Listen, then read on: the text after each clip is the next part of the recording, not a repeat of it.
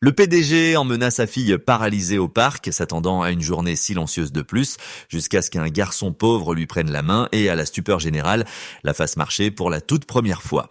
Avant de commencer, créons une vague de positivité. Si vous le souhaitez, partagez un mot qui décrit ce que vous ressentez aujourd'hui. Merci d'aimer cette vidéo et de suivre notre chaîne si vous voulez faire partie de notre communauté. Le vent d'automne tranchait à travers le jardin du Luxembourg, à Paris, comme une lame glaciale. David Moreau serrait les poignets du fauteuil roulant de sa fille jusqu'à en blanchir les jointures, observant les autres enfants courir et jouer sur les balançoires.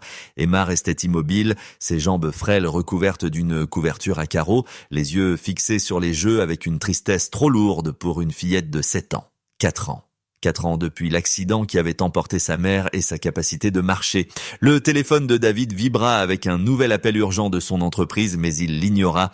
Rien n'était plus important que ces dimanches après-midi avec Emma, même si chacun lui brisait un peu plus le cœur. « Papa !» murmura Emma. « Ce garçon me regarde. » David leva les yeux et aperçut un enfant maigre, peut-être 8 ans, immobile à une vingtaine de mètres.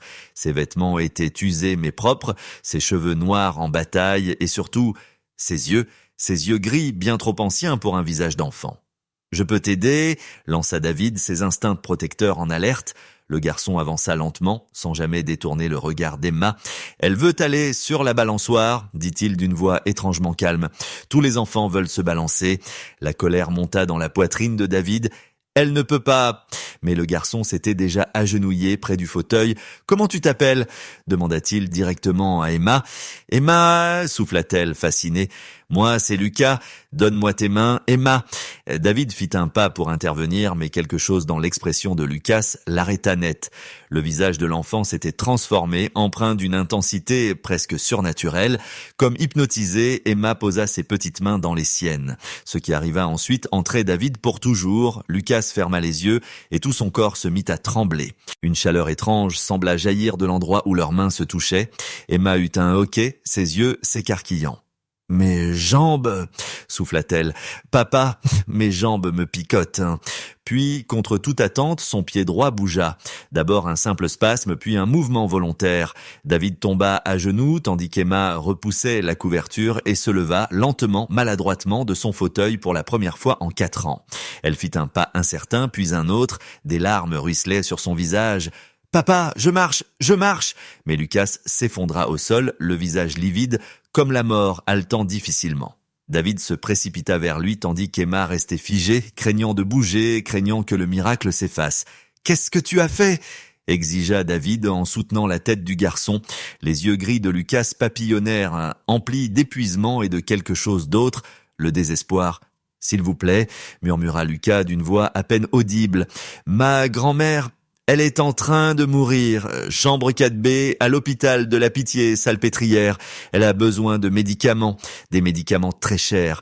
Elle est tout ce que j'ai. » Puis ses yeux roulèrent en arrière et il s'évanouit dans les bras de David. Emma fit un pas hésitant, puis un autre s'approchant d'eux. « Papa, il m'a rendu mes jambes. » David regarda sa fille, debout sur ses propres jambes pour la première fois depuis 4 ans, puis le garçon inconscient qui avait accompli un miracle impossible. Autour d'eux, les promeneurs s'étaient arrêtés pour observer, certains sortant déjà leur téléphone. L'esprit de David s'emballa. En tant que PDG de Moreau Pharmaceutique, il avait accès à presque n'importe quel médicament, mais à quel prix? Et qui était ce garçon capable de l'impossible? Lucas reprit conscience à l'arrière de la Peugeot électrique de David, le visage inquiet d'Emma penché au-dessus de lui. Elle y était assise, oui, assise normalement, sur le siège à côté, les jambes repliées comme celles de n'importe quel enfant. La vue fit trembler les mains de David sur le volant. « Où allons-nous » demanda Lucas faiblement en essayant de se redresser. « À l'hôpital » répondit David en croisant son regard dans le rétroviseur. « Tu dois être examiné et je veux rencontrer ta grand-mère. » Le visage de Lucas se crispa de panique. « Non, ils vont découvrir, ils vont m'arracher à elle. » « Qui ça ?» demanda David en se garant sur un parking. « De qui as-tu peur, Lucas ?» Le garçon se plaqua contre la portière, respirant vite. « Les médecins, les scientifiques, ils sont déjà venus quand j'avais 5 ans. Quand j'ai réparé le cœur de Madame Chen à l'épicerie, mamie a dû déménager 3 fois. S'il vous plaît, monsieur, je veux seulement des médicaments pour elle, c'est tout ce que je demande. » Emma tendit la main et prit celle de Lucas. Papa dirige une entreprise pharmaceutique. Il peut t'aider. Les yeux de Lucas s'écarquillèrent d'espoir, puis se plissèrent de méfiance. Quel genre de médicaments ? De toutes sortes, répondit prudemment David. De quoi ta grand-mère a-t-elle besoin ? Du Késovan, chuchota Lucas. Pour son foie, le médecin a dit que ça coûte 8 000 € par mois. La sécurité sociale ne le rembourse pas parce que c'est expérimental. David connaissait bien ce médicament. Son entreprise avait collaboré à son développement. Le prix public était astronomique, mais son accès en interne ne représentait rien comparé à ce que ce garçon venait de leur donner. Lucas, dit doucement David, ce que tu as fait pour Emma, comment est-ce possible ? Le garçon baissa les yeux vers ses baskets usées. Je ne sais pas, mamie dit que je suis né avec ça, ma mère l'avait aussi avant de mourir, mais ça fait mal, chaque fois que je le fais, ça prend quelque chose de moi. Il souleva légèrement son t-shirt, révélant des ecchymoses le long de ses côtes qui n'étaient pas là auparavant. C'est comme si mon corps payait le prix de la guérison des autres. Emma eut un hoquet. Tu es blessé à cause de moi. Ce n'est rien, répondit Lucas vivement. Tu en avais plus besoin que moi. Je l'ai senti en te voyant. La tristesse dans tes jambes ne venait pas seulement du fait qu'elles ne bougeaient plus. C'était aussi parce que ta maman te manquait. La respiration de David se bloqua. Comment peux-tu savoir pour sa mère ? Lucas haussa les épaules. Je le sais, c'est tout. Quand je touche quelqu'un qui a besoin de guérison, je sens sa douleur. Toute sa douleur. David prit une décision. Nous allons à l'hôpital, mais pas pour que tu sois examiné. Nous allons voir ta grand-mère. Ensuite, nous trouverons un moyen de l'aider sans que personne ne découvre ton don. Alors qu'il roulait vers l'hôpital de la Pitié-Salpêtrière, l'esprit de David s'emballa. Sa fille pouvait marcher à nouveau, un miracle qu'il avait imploré pendant 4 ans. Mais à quel prix pour cet étrange enfant au don mystérieux ? Et que se passerait-il quand la rumeur éclaterait ? Il avait vu les téléphones filmés dans le parc. À présent, les vidéos devaient déjà circuler en ligne. « Monsieur Moreau, dit soudain Lucas, Emma va avoir besoin de rééducation. Ses muscles dorment depuis 4 ans. La marche ne durera pas sans travail. Moi, je peux seulement les réveiller, pas les renforcer. » David jeta un coup d'œil à Emma qui faisait bouger ses orteils dans ses chaussures avec émerveillement. « Nous ferons tout ce qu'il faudra. » « Et monsieur ?» La voix de Lucas devint plus faible. « Ma grand-mère ne sait pas que j'utilise encore le don. Elle m'avait fait promettre d'arrêter après ce qui est arrivé à maman. Je vous en prie, ne lui dites pas. »« Qu'est-il arrivé à ta mère, Lucas ?» demanda David. Le reflet du garçon dans le rétroviseur semblait ancien. Elle a soigné trop de gens. Elle ne pouvait pas s'arrêter d'essayer d'aider tout le monde. Un jour, elle ne s'est simplement plus réveillée. La voiture tomba dans un silence lourd, seulement interrompu par la pluie qui commençait à tomber. David roulait vers l'hôpital, le miracle de sa fille et le sacrifice de Lucas pesant de tout leur poids dans son esprit. L'hôpital de la Pitié-Salpêtrière sentait le désinfectant et le désespoir. David tenait la main d'Emma tandis qu'elle marchait réellement, dans le couloir, Lucas les guidant vers la chambre 4B. Chaque pas de sa fille semblait un rêve dont il craignait de se réveiller. La porte était entr'ouverte, laissant voir une vieille femme redressée dans son lit, la peau jaunie par la jaunisse, reliée à plusieurs perfusions. Elle lisait une Bible usée, ses doigts maigres tremblants en tournant les pages. « Mamie !» dit doucement Lucas en poussant la porte. Marguerite Thompson leva les yeux, son visage s'illuminant de joie avant que l'inquiétude ne prenne le dessus. « Lucas, tu es si pâle, mon chéri. Qu'est-ce que tu as ?» Son regard tomba sur David et d'Emma, et une confusion voilait ses traits. « Qui sont ces gens ?» Des amis, mamie, voici monsieur Moreau et sa fille Emma. Lucas s'approcha de son lit, prenant sa main frêle. David remarqua comment les yeux de la vieille femme s'attardèrent sur les jambes d'Emma, l'observant marcher jusqu'à une chaise et s'asseoir normalement. Quelque chose traversa son expression, de la reconnaissance puis de la peur. « Lucas, chuchota-t-elle, la voix aiguë malgré sa faiblesse. Qu'est-ce que tu as fait ? Rien, mamie, ne me mens pas, mon enfant. » Les larmes montèrent à ses yeux. « Tu avais promis, après ce qui est arrivé à ta mère, tu m'avais promis. » David fit un pas en avant. « Madame Thompson, votre petit-fils a aidé ma fille dans le parc. Elle n'avait pas marché depuis 4 ans et d'une manière ou d'une autre, je sais ce qu'il a fait. coupa Marguerite d'une voix amère. La même chose qui a tué ma fille, la même malédiction qui ronge notre famille depuis des générations. Elle serra plus fort la main de Lucas. Combien de fois te l'ai-je répété? Le don prend autant qu'il donne. Ta mère pensait pouvoir sauver tout le monde. Elle avait 32 ans quand son corps a lâché. Mais mamie, elle était là, si triste. Et maintenant tu es plus faible, n'est-ce pas? Tu crois que je ne vois pas les bleus, l'épuisement? Les yeux de Marguerite flamboyaient d'une féroce protection. Je ne te perdrai pas, toi aussi. Le téléphone de David vibra avec un message urgent de son assistante. Monsieur, une vidéo devient virale. Votre fille au jardin du Luxembourg. Les journalistes demandent des déclarations. Il montra l'écran à Emma, dont le visage pâlit. Madame Thompson, dit prudemment David, je dirige Moreau Pharmaceutique. Lucas m'a dit que vous aviez besoin de Quesovante. Je peux vous aider sans poser de questions, sans contrepartie. Les yeux de Marguerite se plissèrent. Rien n'arrive jamais sans prix, monsieur Moreau, surtout venant d'un dirigeant pharmaceutique. Que voulez-vous vraiment? Rien. Votre petit-fils m'a donné quelque chose que je croyais impossible. La capacité de ma fille à marcher de nouveau. Le moins que je puisse faire, c'est vous aider avec vos médicaments. Et quand les médias sauront, quand ils viendront chercher Lucas comme ils sont venus chercher sa mère, sa voix se brisa. Anna essayait de cacher son don, mais quelqu'un finissait toujours par découvrir. Les églises l'appelaient guérisseuse. Les scientifiques voulaient l'étudier. Des familles désespérées frappaient à notre porte nuit et jour, ça l'a détruite peu à peu. Lucas serra la main de sa grand-mère. « Je suis plus fort que maman, je sais quand m'arrêter, et ta mère disait la même chose. » Marguerite leva vers David des yeux suppliants. « Vous avez eu votre miracle. » Partez avec votre fille et oubliez que vous nous avez rencontrés. C'est la chose la plus gentille que vous puissiez faire. Mais Emma se leva, vacillant légèrement, et s'approcha du lit. Madame Thompson, Lucas m'a sauvée. Nous ne pouvons pas vous laisser seuls. Elle se tourna vers son père. Papa, ils ont besoin de nous. David pensa à la vidéo qui se répandait sur Internet, au bleu sur les côtes de Lucas, à cette femme mourante qui avait déjà perdu sa fille à cause de ce don mystérieux. Il prit une décision qui allait changer leur vie à tous. Madame Thompson, et si je pouvais vous offrir une protection, un endroit où les médias ne vous trouveraient pas, les meilleurs soins médicaux, et une chance pour Lucas d'avoir enfin une enfance normale. Le rire de Marguerite fut amer. Il n'y a pas de normalité pour les enfants comme lui. Et moi, je meurs, monsieur Moreau, dans quelques semaines, peut-être quelques jours. Lucas sera seul. Et alors ?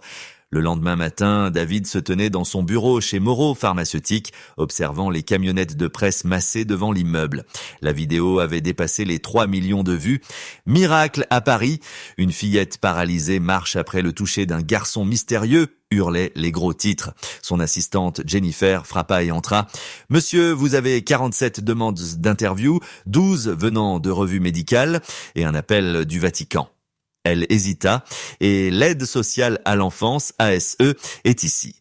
Le sang de David se glaça. L'ASE, à propos du garçon dans la vidéo, on disait qu'ils avaient déjà reçu plusieurs signalements concernant Lucas Thompson. Ce n'était apparemment pas le premier incident. 20 minutes plus tard, David se retrouvait assis face à Patricia Hendris, une femme sévère, aux cheveux grisaciers et aux yeux calculateurs. « Monsieur Moreau, nous suivons Lucas Thompson depuis 3 ans. Il y a eu 5 incidents documentés de ce que des témoins appellent des guérisons miraculeuses. » Sa grand-mère l'a fait déménager à plusieurs reprises pour éviter une enquête. « Bah, une enquête sur quoi? Être spécial ?» répondit David d'une voix maîtrisée. Patricia se pencha vers lui. Sur un possible abus, monsieur Moreau, les enfants n'inventent pas des délires de pouvoir, de guérison sans traumatisme. Nous pensons que sa grand-mère pourrait l'exploiter en profitant de familles désespérées. Eh bien, c'est absurde. Marguerite Thompson est mourante. Elle le protège, elle ne l'exploite pas. Vous les connaissez depuis moins de 48 heures. Comment pouvez-vous en être certain? Elle sortit un dossier. La mère de Lucas, Anna Thompson, est morte dans des circonstances mystérieuses. Défaillance multiviscérale à 32 ans, sans condition préalable. Des témoins affirment qu'elle pratiquait des guérisons similaires avant sa mort. David pensa aux ecchymoses de Lucas, à son effondrement après avoir aidé Emma. « Que proposez-vous ? Nous voulons placer Lucas en garde protectrice pendant l'enquête. Sa grand-mère est trop malade pour s'occuper de lui de toute façon, c'est pour son bien. Non, le mot sortit plus fort que David ne l'aurait voulu. J'ai organisé les soins médicaux de Madame Thompson et un logement pour eux deux. Ils sont sous ma protection désormais. Le regard de Patricia se durcit. Votre protection, Monsieur Moreau, votre fille est la bénéficiaire directe de ce que Lucas a fait. Cela fait de vous un homme peu impartial. Certains diraient que vous avez tout intérêt à contrôler l'accès à ce garçon. Avant que David ne puisse répondre, son téléphone sonna. C'était l'hôpital. Marguerite Thompson venait de se dégrader brutalement. Quand David arriva à la Pitié-Salpêtrière, Emma marchant à ses côtés, ils trouvèrent Lucas recroquevillé sur une chaise près du lit de sa grand-mère, en pleurs. Marguerite était inconsciente, sa respiration laborieuse. « Elle ne se réveillera pas », sanglota Lucas. « Les médecins disent que son foie lâche. Les médicaments sont arrivés trop tard. » Emma boita jusqu'à lui et l'enlaça. David remarqua déjà sa démarche vacillante. Lucas avait eu raison sur la nécessité de la rééducation. « Lucas, dit doucement David, peux-tu la guérir comme tu l'as fait pour Emma ?» Le garçon secoua violemment la tête. « Elle m'a fait promettre. Elle m'a dit que si j'essayais de la soigner, elle ne me le pardonnerait jamais. Elle sait ce que ça me coûterait. » Il souleva son t-shirt, révélant de nouvelles ecchymoses sombres qui s'étendaient sur son torse. C'est de pire en pire, à chaque fois. Mamie dit que le don est comme une batterie qui ne se recharge pas. Ma mère a tout utilisé. Moi, je n'ai qu'une réserve limitée. Le docteur Hamann, le médecin de Marguerite, prit David à part. Monsieur Moreau, elle a peut-être 72 heures. Nous pouvons la soulager, mais pas plus. David contempla la femme mourante qui avait déjà perdu sa fille à cause de ce don, Lucas qui risquait de perdre l'unique famille qui lui restait, et sa propre fille dont le miracle commençait déjà à s'estomper. Il pensa à Patricia Hendris, prête à enlever Lucas. Docteur, si je la faisais entrer dans l'essai expérimental du Kézovant à l'hôpital de la Salpêtrière ou même à l'INSERM, aurait-elle une chance ? Peut-être, mais la liste d'attente dure des années et elle n'a pas des semaines. David sortit son téléphone. Il était temps d'utiliser toutes les faveurs qu'il avait accumulées, mais en composant le numéro, il se demanda, essayait-il de sauver Marguerite Thompson ou de garder Lucas près de lui pour assurer la guérison continue d'Emma ?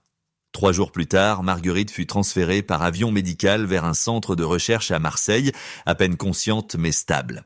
David avait déplacé des montagnes, appelé des sénateurs et fait don de 2 millions d'euros au programme expérimental. Lucas n'avait pas quitté son chevet jusqu'à ce que l'équipe médicale le force à partir. Maintenant, il était assis dans le bureau de David, paraissant plus petit que jamais dans l'immense fauteuil en cuir. Dans la pièce voisine, Emma s'entraînait à marcher avec sa kinésithérapeute, ses progrès douloureusement lents.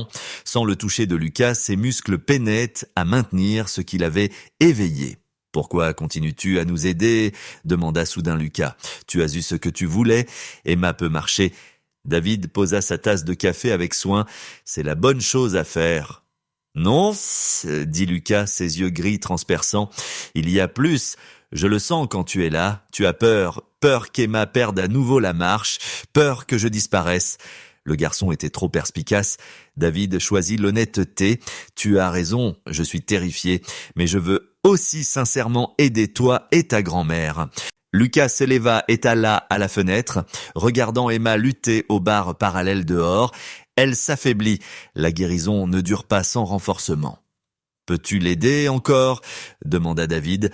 Lucas se retourna et David fut choqué de voir des larmes couler sur son visage. « Monsieur Moreau, je dois vous dire quelque chose que je n'ai jamais dit à personne, même pas à mamie. » Eh ben c'est... David attendit, le cœur battant. Je peux sentir combien de vie il me reste. C'est comme une jauge dans ma poitrine, toujours en train de descendre. Ma mère le sentait aussi, elle savait qu'elle arrivait à la fin, mais elle a guéri une personne de plus, un petit garçon leucémique. Elle est morte cette nuit-là. Eh bien, Lucas souleva son t-shirt. Les ecchymoses avaient envahi sa poitrine, sombre, violacée, semblant être des hémorragies internes. Il me reste peut-être 10 guérisons, peut-être moins. Les grandes, comme Emma, coûtent davantage. Les petites, pour soulager une douleur ou une blessure mineure, coûtent moins. David sentit le sol se dérober sous lui. 10. C'est tout, peut-être. Je ne saurais que quand je serais presque vide. Maman disait que c'était comme se noyer de l'intérieur. Lucas s'approcha du bureau de David. Emma aura besoin d'au moins 3 autres séances pour que la guérison devienne permanente. Ça fait 3 sur mes 10. Mamie, si le traitement ne marche pas, aurait besoin de 5 ou 6. C'est presque tout ce qu'il me reste. Le poids du choix s'abattit sur les épaules de David comme du plomb. La capacité de sa fille à marcher contre la vie de ce garçon. Lucas, jamais je ne te demanderai de... Mais vous le voulez, coupa doucement Lucas, sans reproche, seulement avec compréhension.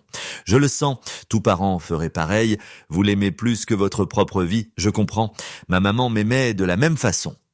Un coup frappé à la porte les interrompit. Jennifer entra, le visage pâle. « Monsieur, quelqu'un est là pour vous voir, elle dit être la tante de Lucas. » Lucas se raidit. « C'est impossible, maman était fille unique !» Une femme entra derrière Jennifer, grande, élégante, avec les mêmes yeux gris troublants que Lucas.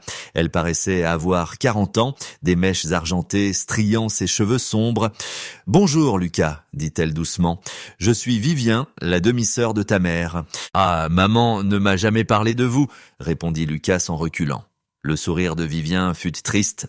Elle ne l'aurait pas fait. Notre père nous a séparés quand notre don s'est manifesté différemment. Anna pouvait guérir, moi je peux voir. Voir ? Demanda David. Les fils de vie, dit Vivien, ses yeux se fixant sur quelque chose au-delà de la vision normale. Le temps qu'il reste aux gens, ce qui les afflige, et oui, combien de dons il reste à ceux qui en portent un. Elle posa sur Lucas un regard empli d'une profonde tristesse. Il te reste 7 guérisons, mon enfant, pas 10, et chacune que tu fais maintenant te coûte plus que la précédente. Elle se tourna vers David. Votre fille a besoin de 4 séances supplémentaires pour que ce soit permanent. Cela laisserait à Lucas 3 guérisons avant que le don ne le consume entièrement. Le rire d'Emma parvint de l'extérieur. Ça, elle venait de réussir 5 pas sans aide. Le son était à la fois beau et déchirant. « Pourquoi êtes-vous ici ? Pourquoi maintenant ?» demanda Lucas. Vivien s'agenouilla devant lui. « Parce que ta grand-mère est en train de mourir malgré le traitement. Elle a des jours, pas des semaines. » La révélation tomba comme une sentence. David observa Lucas encaisser la nouvelle, son petit corps tremblant d'émotions contenues. Vivien se releva avec grâce, ses yeux gris ne quittant jamais son neveu. « Et il y a autre chose, dit-elle à voix basse. Anna n'est pas morte seulement d'avoir trop utilisé son don, elle essayait d'accomplir quelque chose qu'on croyait impossible, un transfert permanent. Elle croyait pouvoir donner sa capacité de guérison à une autre personne, quelqu'un qui n'aurait pas la malédiction de la finitude. » Et la tête de Lucas se releva brusquement. « Quoi ? Ta mère a passé ces dernières années à rechercher notre histoire familiale. Elle a trouvé des références à un ancêtre qui aurait réussi cela en 1892. Elle pensait que si elle transférait le don à quelqu'un hors de notre lignée, il pourrait guérir sans se détériorer. » Vivien sortit un journal usé. C'était celui d'Anna. Elle était proche de comprendre comment. L'esprit de David tourbillonna. « Vous voulez dire que Lucas pourrait transférer son pouvoir à quelqu'un d'autre ?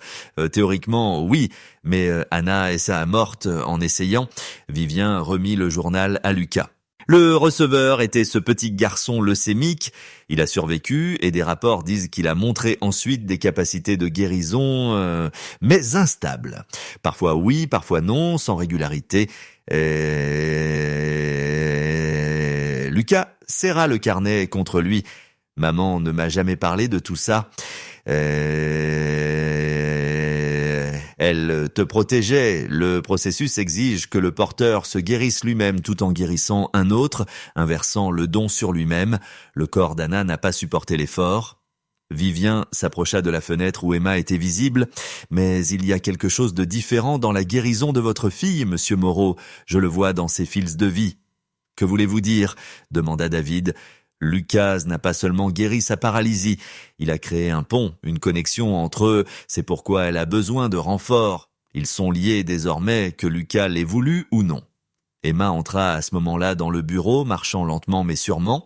Elle sourit à Lucas. « J'ai réussi à faire tout le tour du jardin. » Puis elle vit Vivien et s'arrêta. « Vous ressemblez à Lucas. »« Je suis sa tante, » dit Vivien doucement. Puis son expression changea. « Oh, mon enfant, tu es encore plus lié que je ne pensais. » Elle regarda tour à tour Emma et Lucas. « Quand tu l'as guérie, tu pensais à ta mère, n'est-ce pas ?» Lucas hocha la tête, troublé. « Le parc me rappelait l'endroit où j'allais avec maman. Tu as inconsciemment créé un transfert partiel. Pas du don lui-même, mais du lien avec lui. Emma puise dans ta force vitale pour maintenir sa guérison. C'est pour ça que tu t'épuises plus vite que d'habitude. David sentit la nausée l'envahir. Vous voulez dire qu'Emma draine littéralement la vie de Lucas ? Pas volontairement, mais oui, chaque pas qu'elle fait tire de lui. C'est pourquoi elle a besoin de plusieurs séances. Elle n'est pas seulement guérie, elle est soutenue par lui. Le téléphone de David sonna, c'était l'hôpital de Marseille. Monsieur Moreau, ici le docteur Chen. Madame Thompson a réagi de façon remarquable au traitement, mais nous avons découvert quelque chose d'étrange. Son foie ne fait pas que s'améliorer. Il est en train de se régénérer à un rythme impossible. Nous n'avons jamais vu ça. David regarda Lucas qui était devenu pâle. « Ce n'est pas moi, » murmura le garçon. « Je le jure, je ne l'ai pas guéri. J'avais promis. » Les yeux de Vivien se plissèrent, percevant ce que les autres ne pouvaient pas voir. Quelqu'un d'autre l'a fait, quelqu'un avec un don instable, imprévisible. Elle attrapa le téléphone de David. « Docteur, quelqu'un d'autre a-t-il rendu visite à Madame Thompson ? Un homme d'une trentaine d'années, peut-être ?» En fait, oui. Un agent d'entretien a été retrouvé inconscient dans sa chambre ce matin. La sécurité examine les images.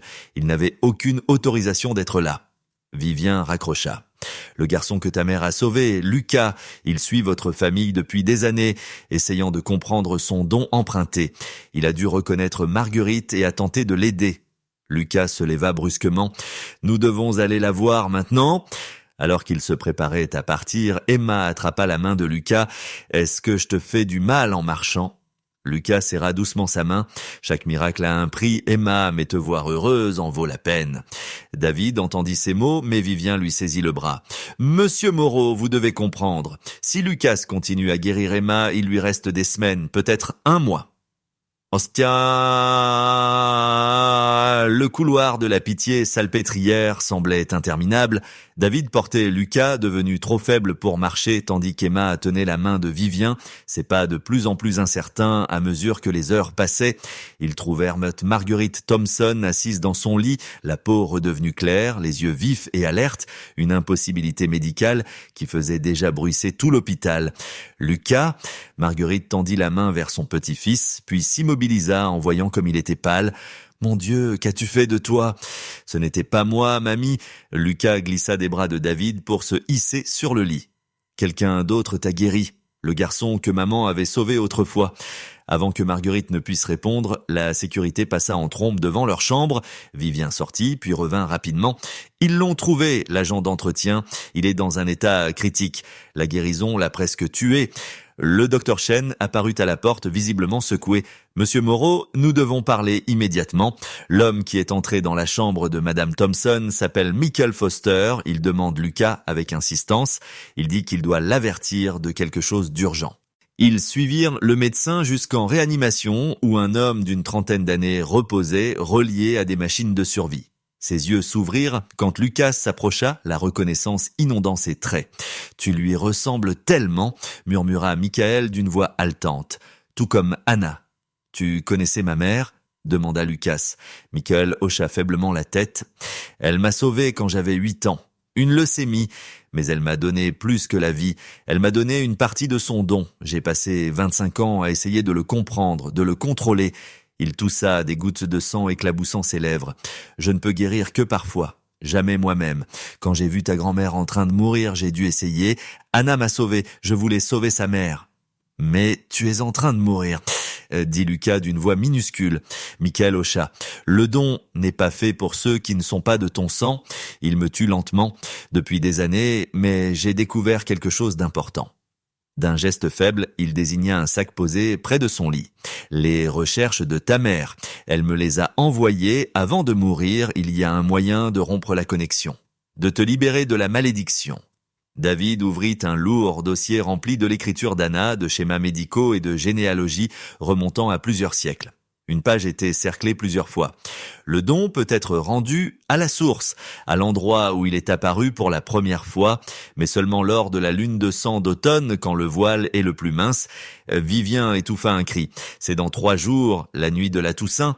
Michael serra la main de Lucas. Ton ancêtre, le premier guérisseur, a conclu un pacte au lac de Saint-Andéol. Le don devait passer à travers la lignée, devenant plus fort, mais consumant chacun de ses porteurs. Anna pensait qu'en revenant à cet endroit exact pendant la lune de sang, on pouvait briser la malédiction, rendre l'énergie accumulée à sa source. Mais alors Lucas perdrait sa capacité de guérison, dit David en pensant à Emma. Les yeux de Michael se fixèrent dans ceux de David. Il va la perdre de toute façon, par épuisement ou par mort. De cette manière, il vit. Emma, restée silencieuse jusque-là, fit un pas en avant. « Et moi, si Lucas perd son don, est-ce que je vais arrêter de marcher ?» Vivien scruta les fils de vie qu'elle seule pouvait voir. Le lien se rompra sans séance de renfort. Tu as peut-être 1 semaine avant une régression complète. La pièce s'emplit d'un silence lourd. David calculait les implications. Sauver Lucas et perdre le miracle d'Emma ou utiliser les dernières guérisons pour elle et voir Lucas mourir. Il y a une autre option, dit Michael faiblement, la dernière théorie d'Anna. Pendant le rituel de retour, le don peut être transféré définitivement à quelqu'un d'autre, quelqu'un prêt à le porter. Mais contrairement au transfert instable que j'ai reçu, celui-ci serait complet. Le nouveau porteur aurait le don entier, renouvelable, sans la malédiction de l'épuisement. Qui voudrait d'un tel fardeau ? Demanda Marguerite depuis son fauteuil roulant, qui les avait suivis jusque-là. Les yeux de Michael se posèrent sur David. Quelqu'un qui ferait n'importe quoi pour son enfant, quelqu'un qui a les ressources pour l'utiliser à bon escient, quelqu'un qui a déjà prouvé qu'il protégerait Lucas et sa famille. David sentit le poids de tous les regards sur lui. Prendre le don lui-même, devenir ce que Lucas était. « Je vais le faire, » dit soudain Emma. « Je suis déjà lié à Lucas, ça devrait être moi. »« Non !» s'écrièrent David, Lucas et Marguerite en même temps. Lucas se redressa difficilement. Le don choisit son porteur, il n'ira pas à un autre enfant. Il regarda David. « Si quelqu'un doit le prendre, c'est vous, monsieur Moreau. » C'était Vivien qui avait ramené Lucas et Emma chez David. « David, il faut venir vite. Lucas va plus mal, beaucoup plus mal. » David le trouva affaissé sur le canapé, respirant avec peine, à bout de souffle. Les ecchymoses s'étaient étendues jusqu'à son cou, sombres et violacées comme des nuages d'orage sous la peau. Emma était assise à côté de lui tenant la main, les larmes coulant sur son visage. « Il a essayé de soigner un oiseau », expliqua-t-elle en sanglotant. « Il s'est cogné contre la fenêtre, il n'a pas pu s'en empêcher. » Les yeux de Lucas papillonnèrent. Il souffrait. Je ne pouvais pas le laisser mourir, je ne peux jamais. Vivien entraîna David à l'écart d'un geste pressant. Il ne lui reste que 5 guérisons, peut-être moins. Sa compassion le tuera avant même que nous atteignions le lac. Mais alors, nous partons ce soir, décida David. Nous ne pouvons pas attendre demain. Marguerite, étonnamment rétablie mais encore fragile, se leva de sa chaise. Je viens avec vous ? Mamie, non, protesta Lucas faiblement. J'ai déjà perdu ma fille à cause de cette malédiction. Je ne te perdrai pas, toi aussi, pas seul. La voix de Marguerite était ferme. Nous le faisons ensemble ou pas du tout. Alors qu'il se préparait au départ, Rebecca confronta son frère dans le bureau. Tu es fou. Tu vas traverser la France à cause d'une légende familiale. Risquer ta vie sur la parole d'un mourant et d'une femme mystérieuse qui prétend voir des fils de vie? Rebecca, tu as vu Emma marcher, tu as vu ce que Lucas peut faire. Moi, j'ai vu des coïncidences et des gens désespérés qui croient ce qu'ils veulent croire, Elle le saisit par les épaules. David, tu es scientifique, PDG d'une entreprise pharmaceutique. Tu ne crois pas aux malédictions et aux lunes de sang. David se dégagea. Il y a 4 ans, je ne croyais plus en rien, puis Sarah est morte. Emma ne pouvait plus marcher et mon monde s'est effondré. Aujourd'hui, un garçon aux capacités impossibles m'a rendu l'espoir. Je dois essayer. Et si tu meurs, ou pire, si ce don est réel et qu'il te consume comme il a consumé sa mère, David répondit, la voix lourde, alors au moins Emma aura eu ses semaines de marche, au moins j'aurai essayé. Le soir, alors qu'il chargeait la camionnette louée, Michael Foster appela depuis son lit d'hôpital. Je viens avec vous, dit-il d'une voix à peine audible. Les médecins me donnent quelques jours, tout au plus. Je veux aller jusqu'au bout. Anna aurait voulu que je sois là. Tu respires bien à peine, protesta David. Je prendrai un transport médicalisé. Je vous rejoindrai. Je dois être témoin pour que la mort d'Anna ait un sens. Ils roulèrent toute la nuit vers le lac de Saint-Andéol. Emma trébuchait de plus en plus souvent. Le lien avec Lucas faiblissait à mesure qu'il s'affaiblissait lui-même. Lorsqu'ils s'arrêtèrent dans une station-service, elle pouvait à peine se tenir debout sans soutien. « Papa !» murmura-t-elle. « Si tu prends le don, est-ce que tu changeras? Est-ce que tu resteras toi ?» David n'eut pas de réponse. À l'arrière, Lucas remua. « Ma mère est restée elle-même, dit-il faiblement. Le don ne change pas qui tu es. Il te montre seulement combien de douleurs existent dans le monde. C'est ça, la vraie malédiction. Pas mourir, mais savoir combien de souffrances tu pourrais guérir si tu avais plus de temps, plus de force. » Vivien, au volant, jeta un regard dans le rétroviseur. « Nous atteindrons le lac demain soir vers 22h. La lune de sang sera à son apogée à 23h47. Nous n'aurons qu'une chance. » Marguerite serra Lucas contre elle, lui fredonnant une berceuse qu'Anna aimait autrefois. David regardait les kilomètres défiler, chacun les rapprochant d'un choix impossible. Sauver le garçon qui avait sauvé sa fille ou sauver le miracle de sa fille. Il n'y avait pas de bonne réponse. Le contour du lac de Saint-Andéol surgit de la brume comme un paysage d'un autre monde. Le vent d'octobre fouettait leurs manteaux tandis qu'ils se tenaient sur la crête, la lune de sang s'élevant derrière des nuages qui palpitaient d'une lueur surnaturelle. Il était 23h15 la nuit de la Toussaint et il restait 32 minutes pour accomplir quelque chose qui relevait peut-être de l'impossible. Lucas ne pouvait plus marcher. David le porta jusqu'au promontoire où, selon les recherches d'Anna, leur ancêtre avait conclu le pacte originel en 1842. Emma s'appuyait lourdement sur sa tante Rebecca qui avait insisté pour venir malgré son scepticisme. Marguerite et Vivien se soutenaient l'une l'autre tandis que Michael Foster, contre tout avis médical, était arrivé en ambulance et se tenait maintenant dans un fauteuil roulant, un réservoir d'oxygène à ses côtés. « C'est ici », dit Vivien, ses yeux gris voyants au-delà du visible. Les fils de puissance convergeaient en ce lieu. Je les vois comme des veines d'or dans l'air. Elle sortit le journal d'Anna. Le rituel est simple mais irréversible. Lucas doit toucher l'eau du lac en tenant la main de celui qui recevra le don. Au moment du transfert, lorsque la lune atteindra son apogée, le don passera au nouveau porteur ou retournera à sa source pour toujours. David s'agenouilla près de Lucas. « Es-tu sûr de vouloir ça ?» Lucas hocha faiblement la tête. « Monsieur Moreau, il y a autre chose, quelque chose que maman a découvert mais n'a jamais écrit. Le don ne transmet pas seulement la puissance, il transmet aussi la mémoire.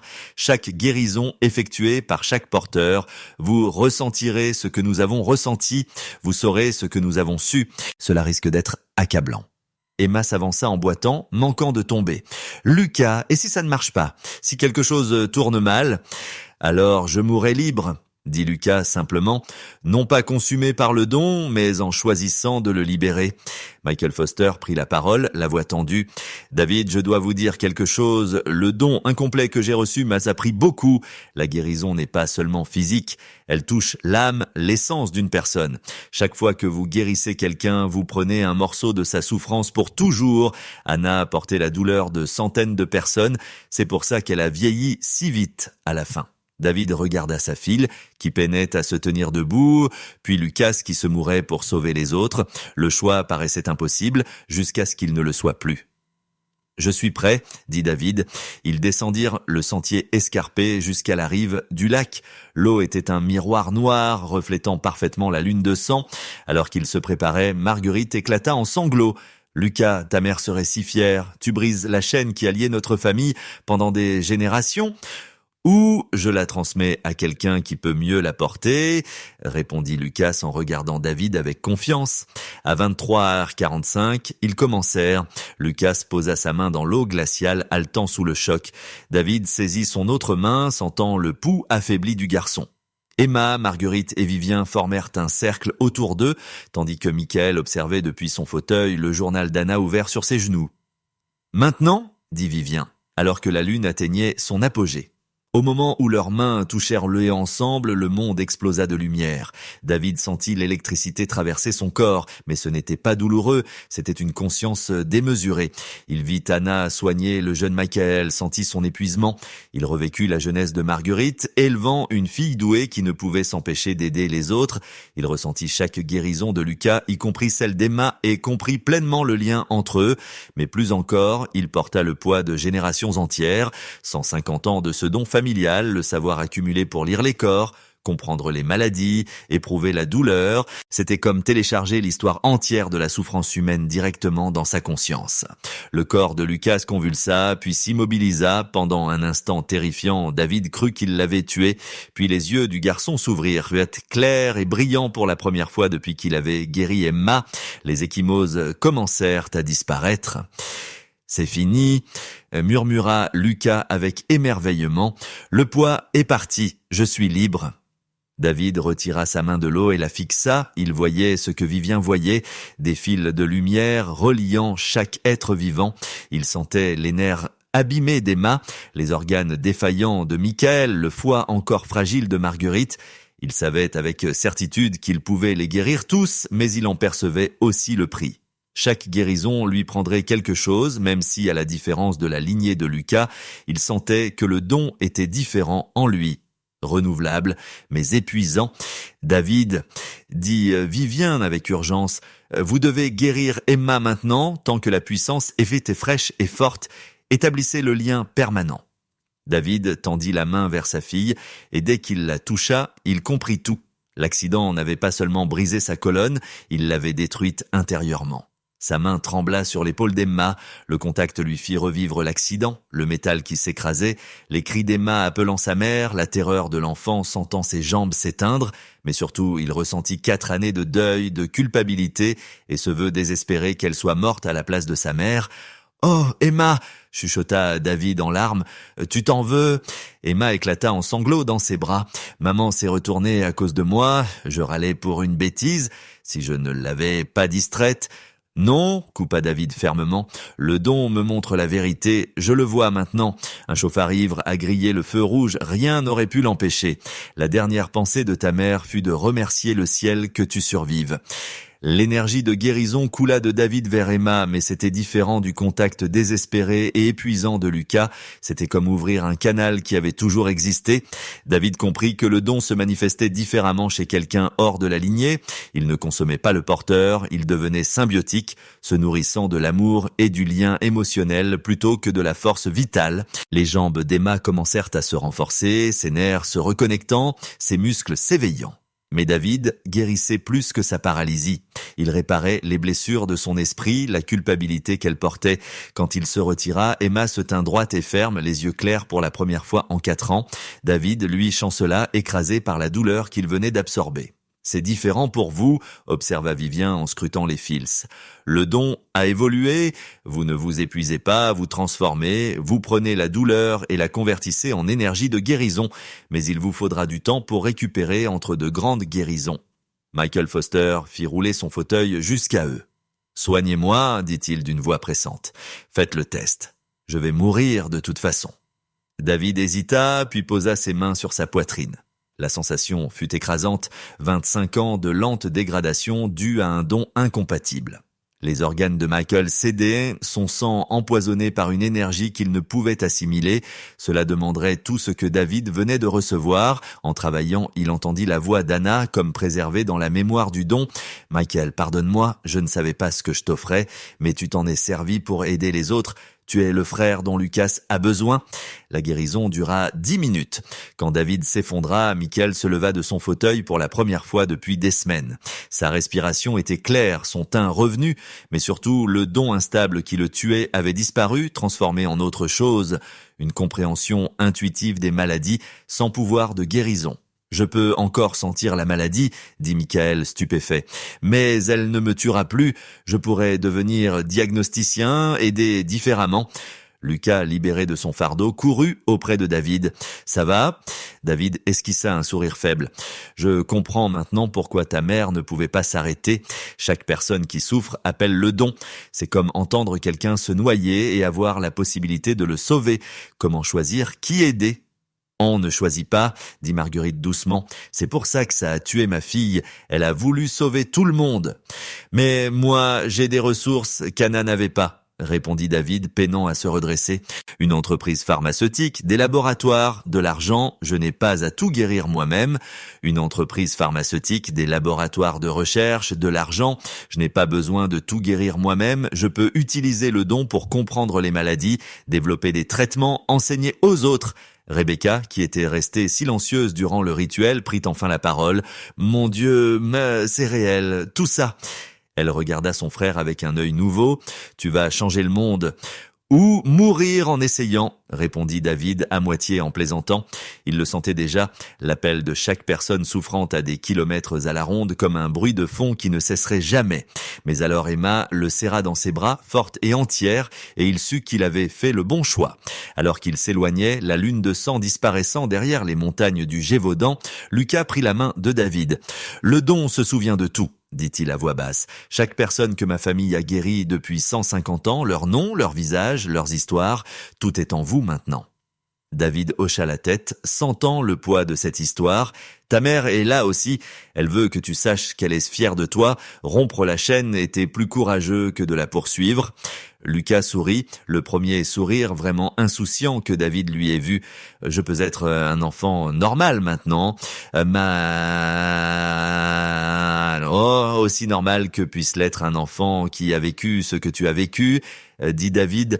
Mais oui, plus de guérison, plus de douleur, juste l'enfance. Eh bien,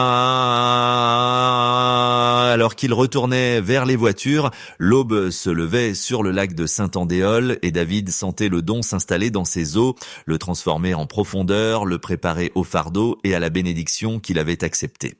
2 semaines après la nuit du lac, David se tenait dans son laboratoire chez Moreau Pharma, penché sur des échantillons de sang au microscope. Son propre sang avait changé au niveau moléculaire, des cellules capables d'identifier et de comprendre les maladies avec une précision impossible. Il avait déjà mis au point 3 nouveaux protocoles de traitement, grâce à ce que le don lui révélait, des découvertes qui auraient pris des années de recherche conventionnelle. Emma entra en courant, oui, courant, ses jambes solides et sûres. « Papa, Lucas est là pour dîner. » Elle s'arrêta, voyant son épuisement. « Tu as encore guéri, n'est-ce pas ?» Ce n'était pas une question. David avait discrètement commencé à soigner des enfants à l'hôpital Necker, veillant à ce que cela paraisse être des rémissions spontanées plutôt que des miracles.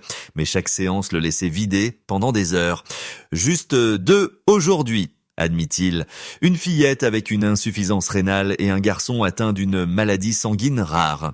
« Tu ne peux pas sauver tout le monde, papa, » dit Emma, reprenant l'avertissement de Marguerite. « Ta mère disait ça aussi, » répondit David, puis se reprit. Parfois, les souvenirs hérités semblaient plus réels que les siens. Lucas entra avec Marguerite, tous deux plus en forme qu'ils ne l'avaient été depuis des années. Sans le don qu'il épuisait, Lucas avait pris du poids, ses yeux gris brillaient de joie enfantine. Quant à Marguerite, sa guérison se poursuivait, son foie complètement régénéré grâce aux gestes désespérés de Michael. « Monsieur Moreau, enfin David », dit Lucas, encore maladroit à l'idée de l'appeler par son prénom. Michael a téléphoné. Il a diagnostiqué 3 maladies rares, rien qu'en observant des patients. On le considère comme un prodige médical. Michael avait trouvé sa vocation, utilisé sa perception altérée pour détecter des pathologies que d'autres manquaient. Le don instable qui le tuait s'était transformé en quelque chose de durable et utile. Il y a autre chose, dit Marguerite, le visage grave. Vivien a eu une vision.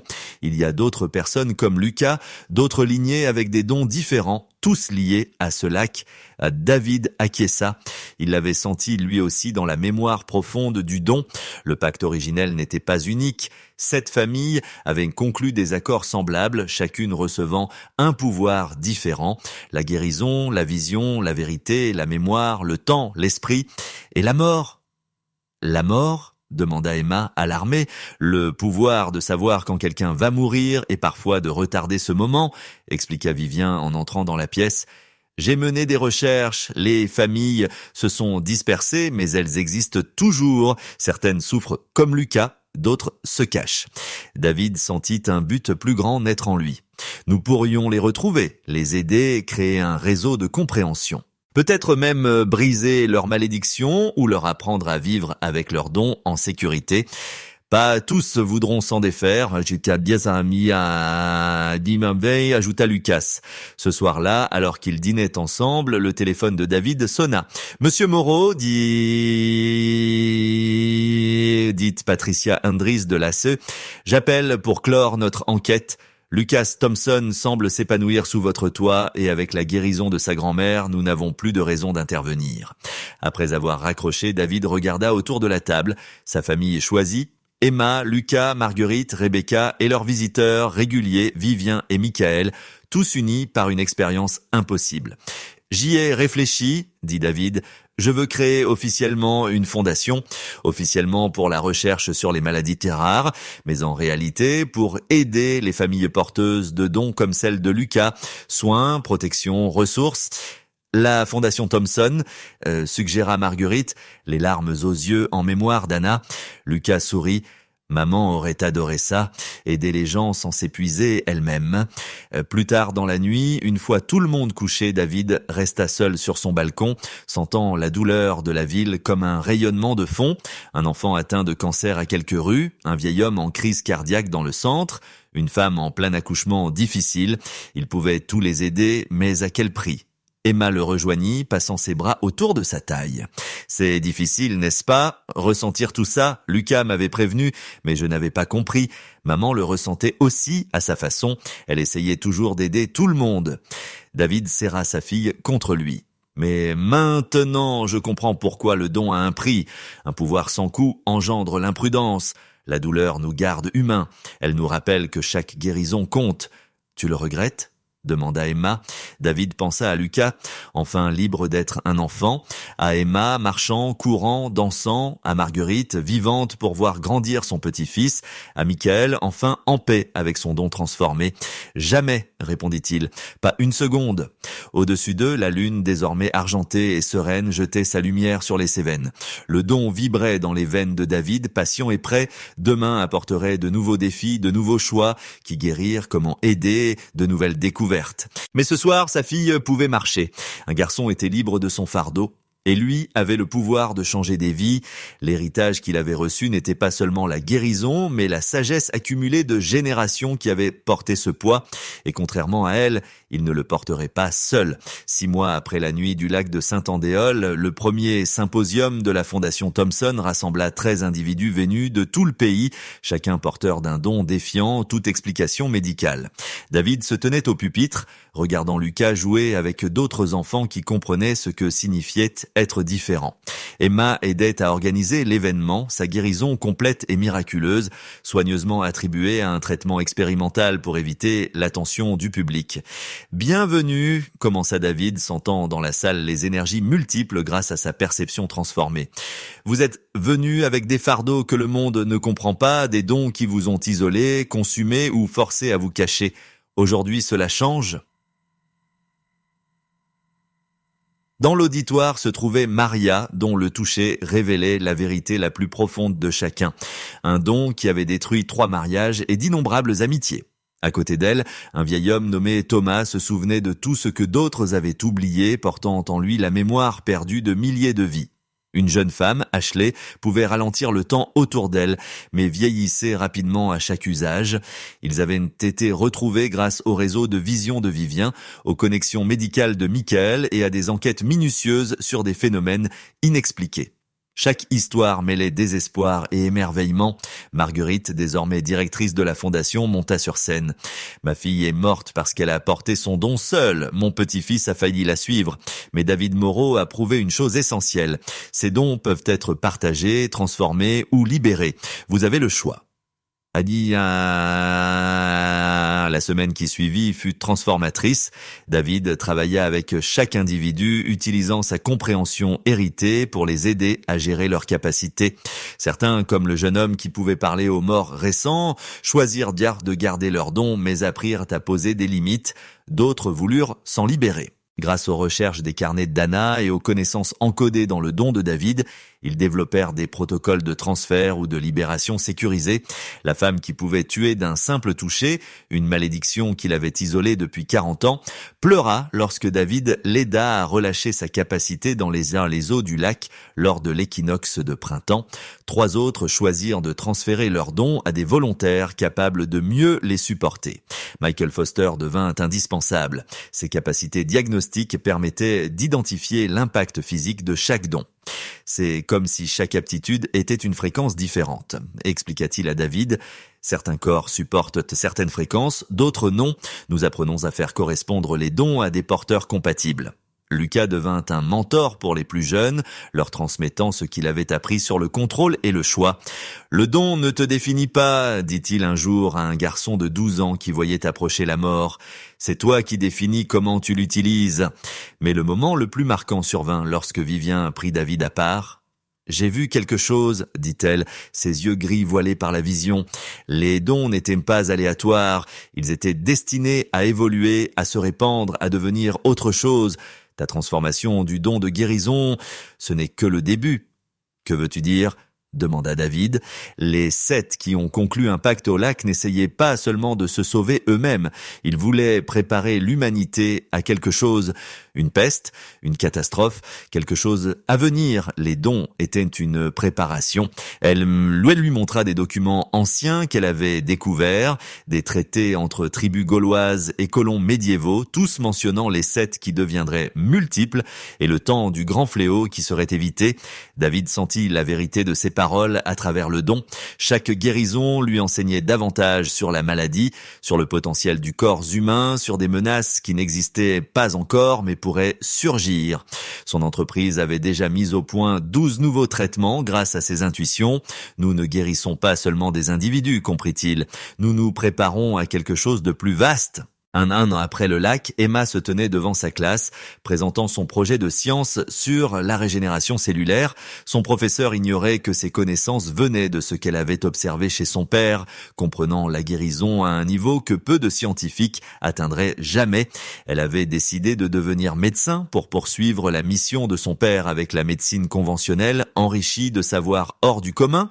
Lucas, désormais un enfant de 9 ans normal, jouait au football et se plaignait de ses devoirs, mais il gardait la mémoire de son don, la compréhension du sacrifice et du service. Il avait déjà décidé qu'il dirigerait un jour la fondation Thomson pour aider d'autres enfants doués à trouver leur chemin. Ce soir-là, alors que David soignait son 100e patient, un enfant atteint d'une maladie génétique rare, il sentit la présence d'Anna à travers la mémoire du don. Sa voix, préservée dans l'énergie même de la guérison, murmura « C'est ce dont je rêvais, que ce fardeau ne repose pas sur une seule personne, mais que beaucoup partagent la bénédiction. » David regarda ses mains, qui luisaient encore faiblement de la puissance qui avait transformé sa vie. Le don qui avait tué Anna, qui avait presque tué Lucas, était devenu en lui quelque chose de nouveau, non plus une malédiction, mais un pont entre le miraculeux et le médical, entre le magique et l'ordinaire. Emma entra, forte et entière. « Papa, il y a quelqu'un pour te voir, une femme venue du Japon. Elle dit que sa fille peut guérir les plantes, les faire pousser ou mourir d'un simple toucher. Elle a entendu parler de la fondation. » David sourit, se levant malgré son épuisement. « Fais-la entrer. » Les dons allaient continuer d'apparaître, les responsabilités allaient croître, mais désormais, ils avaient un réseau, une mission, un avenir. La malédiction était devenue un appel. Et David Moreau, autrefois un père désespéré regardant sa fille paralysée, était devenu le gardien de l'espoir le plus étrange de l'humanité. Alors que la lune de sang se levait à nouveau, exactement 1 an après cette nuit au lac de Saint-Andéol, David se tint auprès de sa famille, élargie des doués. Il n'était plus seul, plus effrayé. Ils étaient le commencement de quelque chose d'inédit. À Anna Thomson, leva-t-il son verre, qui a vu l'avenir même lorsque le don la consumait. « À Anna ?» répétèrent-ils en chœur, et à cet instant, David sentit son sourire à travers la vaste mémoire de la guérison, comprenant que son sacrifice n'avait pas été vain. Les 7 dons se réunissaient, l'évolution s'accélérait, et l'humanité, sans le savoir, se préparait à des épreuves encore à venir. Mais ce soir-là, un petit garçon pouvait jouer sans peur, une fillette pouvait courir alors qu'on lui avait dit qu'elle ne marcherait plus jamais, et un père avait trouvé un sens dans le don le plus inattendu. Parfois, les plus grands miracles naissent des douleurs les plus profondes et les fardeaux les plus lourds deviennent les bénédictions les plus légères lorsqu'ils sont partagés avec ceux qui comprennent. La Fondation Thomson grandirait, les dons se répandraient et se transformeraient et le monde changerait. Mais tout avait commencé avec un père désespéré, un garçon mourant et un choix fait par amour dans un parc de Lyon, là où l'impossible devint possible et où les malédictions se transformèrent en guérison.